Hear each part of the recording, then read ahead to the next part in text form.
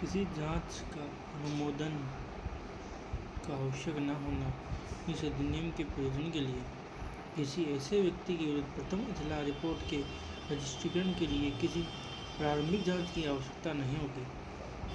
किसी ऐसे व्यक्ति की गिरफ्तारी यदि आवश्यक हो से पूर्व अनुवेशक अधिकारी को किसी अनुमोदन की आवश्यकता नहीं होगी, जिसके विरुद्ध इस अधिनियम के अधीन किसी अपराध के किए जाने का अभियोग लगाया गया है और उस दशा में इस अधिनियम या संहिता के अधीन उपबंधित प्रक्रिया से भिन्न कोई प्रक्रिया लागू नहीं होगी।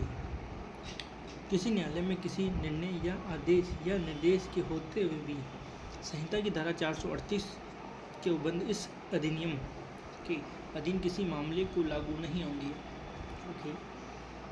इस अधिनियम के अधीन अपराध के लिए दोषी व्यक्तियों को संहिता की धारा 360 या अपराधी परिवीक्षा अधिनियम के उपबंध को लागू न होना।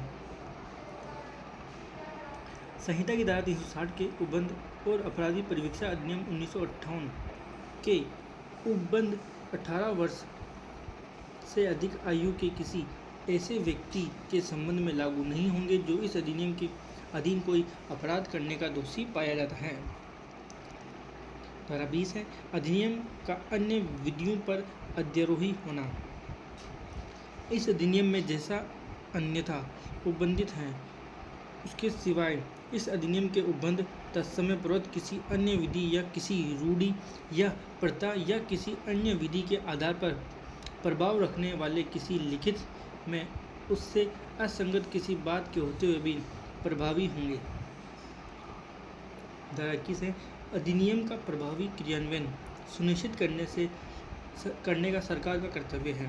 राज्य सरकार ऐसे नियमों के अधीन रहते हुए जो केंद्र सरकार इस निर्मित बनाए इस अधिनियम के प्रभावी क्रियान्वयन के लिए ऐसे उपाय करेगी जो आवश्यक हो, विशेषतया या पूर्वगामी उपबंधों की व्यापकता पर प्रतिकूल प्रभाव डाले बिना ऐसे उपबंधों के अंतर्गत निम्नलिखित हो सकेंगे।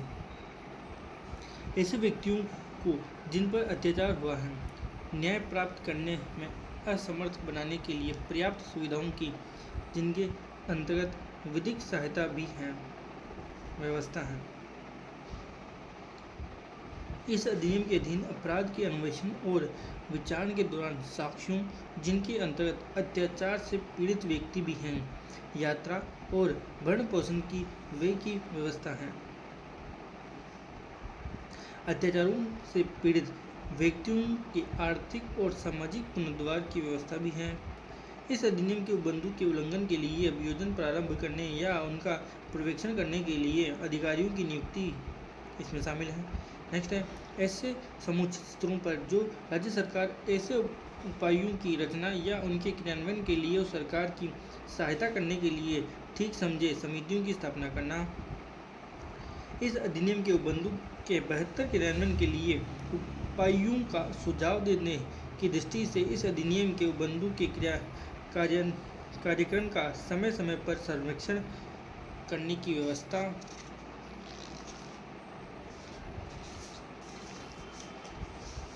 उन क्षेत्रों की पहचान करना जहां अनुसूचित जाति जनजाति के सदस्यों पर अत्याचार होने की संभावना है और ऐसे उपाय करना जिससे ऐसे सदस्यों की सुरक्षा सुनिश्चित हो सके। केंद्र सरकार ऐसे उपाय करेगी जो उपधारा 1 के अधीन राज्य सरकारों द्वारा किए गए उपायों के समन्वय करने के लिए आवश्यक हो। केंद्र सरकार प्रत्येक वर्ष संसद के प्रत्येक सदन के पटल पर इस धारा के उपबंधों के अनुसरण में स्वयं उसके द्वारा और राज्य सरकारों द्वारा किए गए उपायों के संबंध में एक रिपोर्ट रखेगी। सद्भावपूर्वक की गई कार्रवाई के लिए संरक्षण। इस अधिनियम के अधीन सद्भावपूर्वक की गई या की जाने के लिए आश्रित किसी बात के लिए कोई भी वाद अभियोजन या अन्य विधिक कार्यवाही केंद्र सरकार के विरुद्ध या राज्य सरकार या सरकार के किसी अधिकारी या प्राधिकारी या किसी अन्य व्यक्ति के विरुद्ध नहीं होगी। नियम बनाने की शक्ति। केंद्र सरकार राजपत्र में अधिसूचना द्वारा इस अधिनियम के प्रयोजनों को कार्यान्वित करने के लिए नियम बना सकेगी।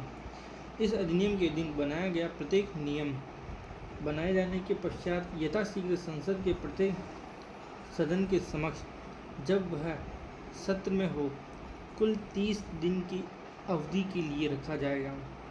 यदि ये अवधि एक सत्र में अथवा 2 या अधिक अनुक्रमिक सत्रों में पूरी हो सकेगी, यदि उस सत्र की या पूर्वोक्त अनुक्रमिक सत्रों के ठीक बाद के सत्र के अवसान के पूर्व दोनों सदन उस नियम कोई परिवर्तन करने के लिए सहमत हो जाए तो तत्पश्चात वह ऐसे परिवर्तित रूप में ही प्रभावी होगा।